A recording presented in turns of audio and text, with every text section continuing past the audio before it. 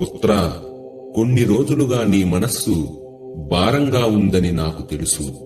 జీవితంలో నీకు తుఫాను లాంటి సంఘటనలు నీ సహనాన్ని పరీక్షించాయి, నీ విశ్వాసాన్ని క్షీణింపచేశాయి. కానీ పుత్రా, ప్రతి రాత్రి ఎంత చీకటిగా ఉన్నా ఉదయం తప్పక వస్తుంది కదా. అదేవిధంగా నీ జీవితంలోనూ వెలుగు ఉదయించబోతోంది. నీ బాధలు వృధా కాలేదు పుత్రా. అవి నీ ఆత్మను బలపరిచాయి, నీ హృదయాన్ని శాంతి వైపు నడిపించాయి, నీ విశ్వాసాన్ని లోతుగా నాటాయి. ప్రతి కన్నీటి చుక్క నీకు కొత్త ఆశీర్వాదాల రూపంలో తిరిగి రానుంది. ఇప్పుడు నీవు ఆగి ఊపిరి పీల్చుకో. నీ గతాన్ని క్షమించు, నిన్ను నీవు క్షమించుకో. ఎందుకంటే ఇక నీకు కొత్త అధ్యాయం మొదలవుతుంది. దేనిలోనూ దుఃఖం రాదు, దివ్యమైన శాంతి ఉంటుంది. నీవు ఎదుర్కొంటూ ఉన్న ప్రతి కష్టం ఇప్పుడు నీ విజయానికి మార్గం చూపబోతోంది. నేను ఎప్పటిలాగే నీతోనే ఉన్నాను పుత్రా. కేవలం నీ కళ్ళల్లోని ఆశను నీలో మళ్ళీ మొలకెత్తించు. ఇది కొత్త ఉదయం, కొత్త ఆరంభం. నీ జీవితం ఇప్పుడు దివ్యకాంతితో నిండబోతోంది పుత్రా. కోరికలు అనేవి నీ జీవిత రథానికి భారమయ్యే సంచులు వంటివి. ప్రయాణం మొదట సులువుగా ఉండి హృదయం తేలికగా ఉంటుంది.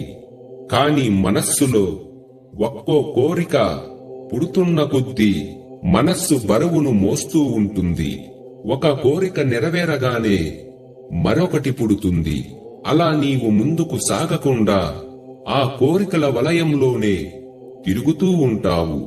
నీకు తెలుసా పుత్రా, దైవం నీకు అవసరమైనది అంతా ఇస్తుంది. కాని నీ మనస్సు తృప్తి చెందకపోతే ఎన్ని వరాలు ఇచ్చినా జీవితం లోపమే అనిపిస్తుంది. అందుకే కోరికలు లేని మనస్సు దైవం చెంతకు వెళ్లే ద్వారం వంటిది. పుత్రా, కోరికలన్నిటినీ వదిలివేయమని కాదు, వాటిని నీ యజమానులుగా కాకుండా నీ సేవకులుగా ఉంచు. నీ ప్రయాణం నీ ఆత్మను చేరుకునే మార్గం కావాలి.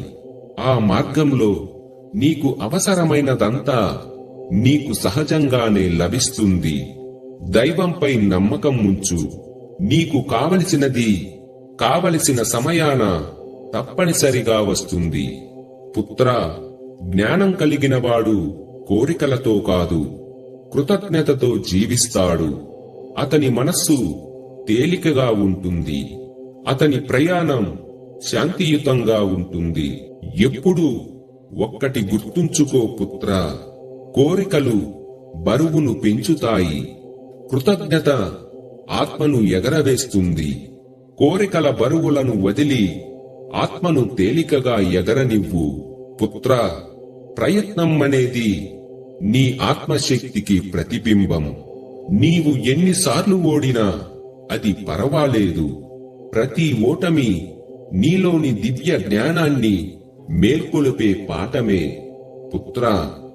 ఓడిపోవడం తప్పు కాదు, కాని ఓటమి వెనుక ఉన్న కారణాన్ని తెలుసుకొనలేకపోవడం అదే నిజమైన పరాజయం.